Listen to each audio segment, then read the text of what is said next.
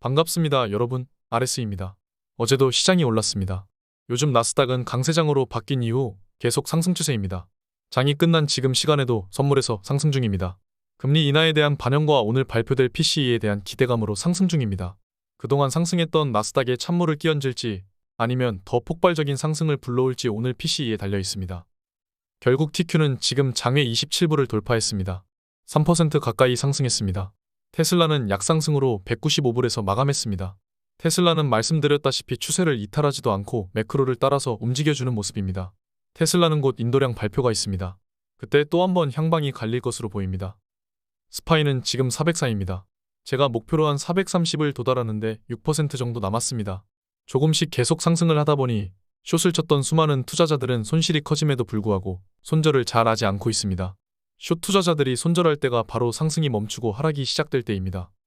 주요 연준 인사들의 발언이 이어졌습니다. 보스턴 총재는 인플레를 잡아야 한다고 말하고 있습니다. 다음 회의에서 0.25 인상이 필요하다고 말하고 있습니다. 그러나 은행권의 대출 기준 강화는 금리 인상 효과를 일으킬 것이라고 얘기했습니다.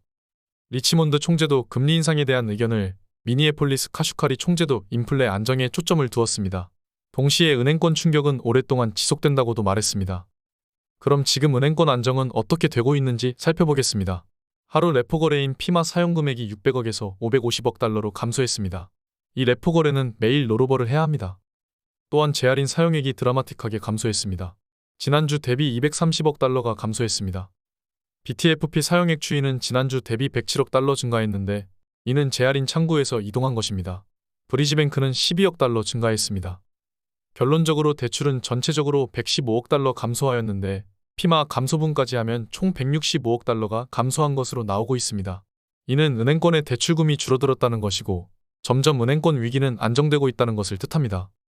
지금 금리 인상 확률은 올해 안에 인상할 확률보다 동결하고 인하할 확률을 더 높게 치고 있고 시장도 이를 반영하고 있습니다. 만약 오늘 PCE가 높게 나와서 금리 인상 확률이 더 높아진다면 주가는 하락할 수 있습니다.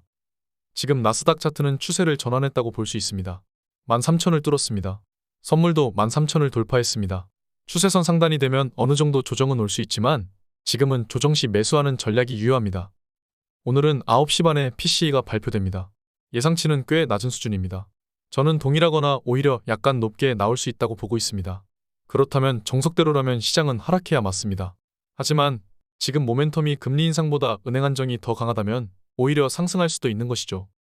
만약 오늘 하락해준다면 1% 이상 하락했다가 다시 올릴 수도 있습니다. 정말 작정하고 시장이 하락한다면 1% 이상 하락 마감으로 끝나고 그 이후에 조정이 이어질 것입니다. 우리는 그때 매수가 가능합니다. 상황 지켜보면서 매수로 대응할 것입니다. 멤버십에서 함께 대응하시죠. QQ 차트입니다. 아직 330부근이 안 왔습니다. 채널 상단입니다. 저 부근에서 리밸런싱이 가능하지 아직은 아닙니다. 오히려 저항 라인 부딪히면 그때 매수로 대응할 계획입니다. TQ도 마찬가지입니다. 30불 정도가 제가 원하는 리밸런싱 라인이라고 볼 수 있습니다. 스파이는 그동안 부진했기 때문에 410 근처를 뚫어주는 모양이 말씀드린 대로 나오는지 지켜봐야 합니다. 여러분, 시장은 바뀌었습니다. 이럴 때 재빠르게 대처하고 캐치해내는 게 매크로를 읽는 능력입니다. 나스닥은 강세장에 들어섰고 아직까지도 하락을 외치는 사람들이 많습니다.